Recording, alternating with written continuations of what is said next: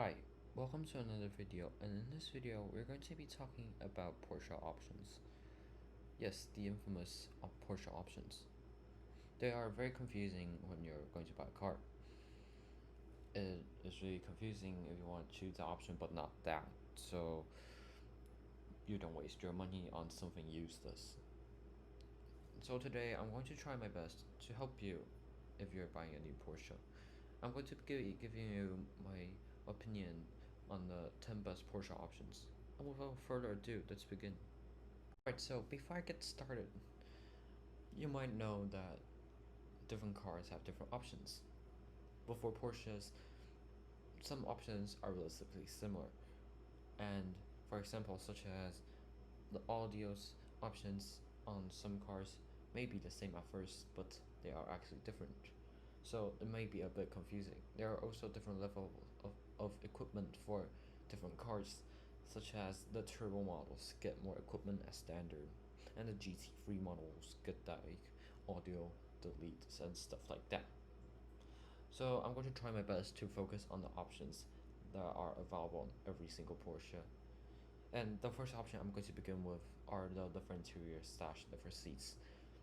This significantly ups the interior quality of every Porsche. If you don't know what are the different interior and different seats, every Porsche comes standard with the standard interiors and partial leather seats, unless you go for the 718 or the Macan or GT models. Turbo and above models get the extended leather option, which to me I think is right worth it. It's relatively expensive at more than $3,500 on the demonstrated Panamera we have here, for example. The standard interior doesn't have a very generous use of leather. It gives you leather on your seats, leather on armrests, both on doors and the center consoles, and it also gives you smooth finish leather, which is basically Napa, steering wheel, and a gear shift knob. For leather interior and leather seats, you get not only do you get more colorway choices, for example, as the ones shown here, which isn't available in the standard interior. The leather quality on the seats and armors are also upgraded to a Napa leather, and you also get Napa leather door tops, dashboard, lower door panels, etc., etc. So to me, this is a very worthwhile option. This also brings me on to the second option, which are the 14 or 18-way seats. Not only do they give you more adjustment, they also give you a power steering column and seat memory as standard if you get these seats.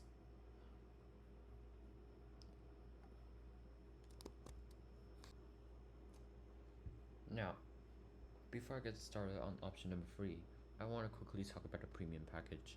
The premium package bundles some very popular options together and gives you them at a discount. The reason I'm not going to be talking about a premium package is it's not available in every country. It's more of a US territory thing.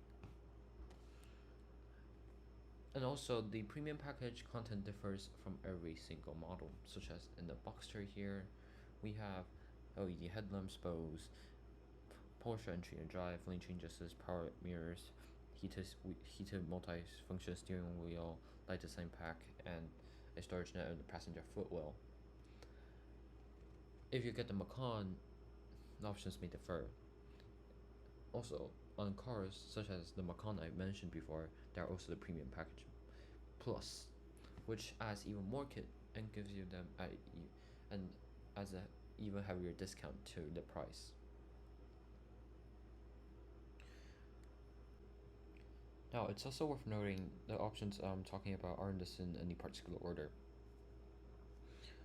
And this is perfectly demonstrated when I say option number 3 and 4, which are surround view and adaptive cruise control. Adaptive cruise control, I'm sure you all know what it does. It basically maintains a distance from the car in front of you.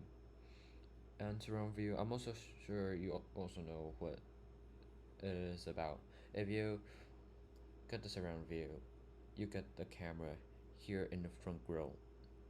You also get a camera in the back, but that's standard. You also get two extra cameras. I'm sorry, in the mirrors to provide a bird's eye view when you put your car in reverse.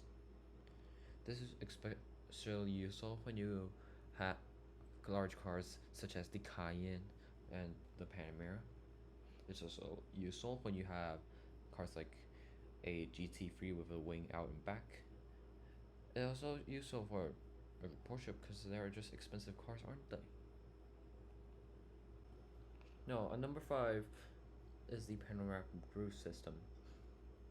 I'm also sure that you probably know what this is.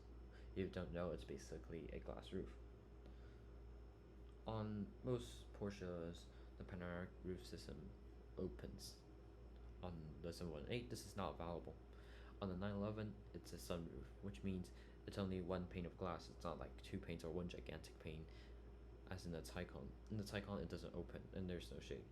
But on a Macan, Cayenne, and Panamera, you have a power shade, and this is especially useful if you have a black interior. It significantly increases the airiness of the whole cabin, and I highly recommend it if you have a black interior or a dark interior. Now, in number 6 is ambient lighting. Ambient lighting is an especially useful feature to have if you do a lot of night driving, and even if you're not doing a lot of night driving, it's also a really nice feature to have. It's relatively cheap for Porsche options, and Macan 718 models, it's known as the light design package. This is due to the fact that in Macan 718 models, it's basically a little white LED strip that runs along some parts of the cabin, which makes it look a bit simpler.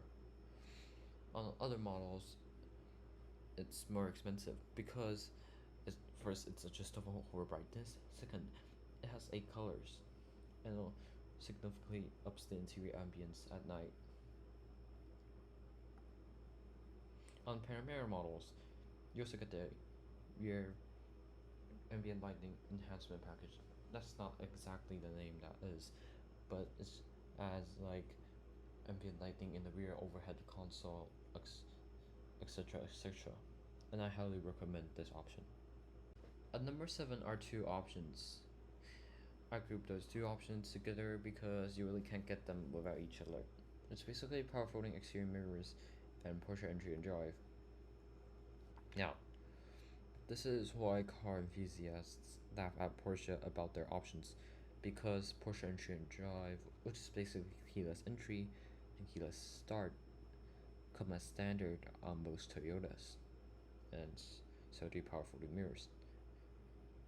The reason I'm saying you can't get these two individually, although technically you can, is because when you lock the car using Porsche entry and drive, the mirrors also fold in, which is very useful.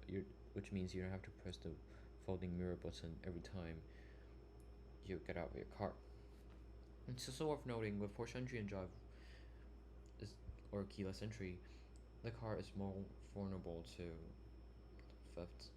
If that's one reason you want to avoid it, that's mainly the reason why few people avoid the Porsche entry and drive system. But with so many cars on the road with these options, I'm not very worried about this. And even so, if you get this, you can disable it using the car keys.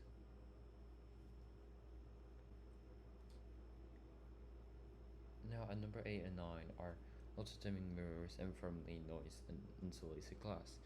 First, I'm going to talk about auto-dimming mirrors. If you see closely, there is this flap at the bottom of the mirror. That's to dim the mirror manually. Now this comes as auto-dimming mirrors comes as standard on a Honda Odyssey. But of course this is Porsche, so it's a $420 option. If you get this, it dims the mirrors automatically if it senses a car behind you with strong light. Part of this option also includes a frameless mirror, which to me is a really nice look, although some people might think, nah, it doesn't do so much for me, and that clearly is understandable. However, another option that is really nice is firmly and noise insulated glass. This is also known as double pane or dual pane glass. It basically means two panels of glass with a small layer of air sandwiched between them. And there's also a heat protective film that's also sandwiched between them. This significantly increases the comfort inside the cabin, especially on highway drives or hot days. This blocks the sun, it blocks out some noise, and blocks out some UV rays. It also comes as standard with it also and only in conjunction with the privacy glass, which is very nice. Now, last but not least, is lane change assist. Lane change assist is basically blind spot monitoring and standard on Mazda CX-5. Now, with the Panamera, it's mounted here. On some other models, it's basically mounted in the mirror. This means when a car is coming at you or near your rear quarters, the light will light up and you'll know a car is there. This significantly introduces the safety of the car when you're driving it, and I wouldn't get a car without it. It's also worth noting that this might not work when you're cruising at a lower speed, as it says here, below 19 miles per hour.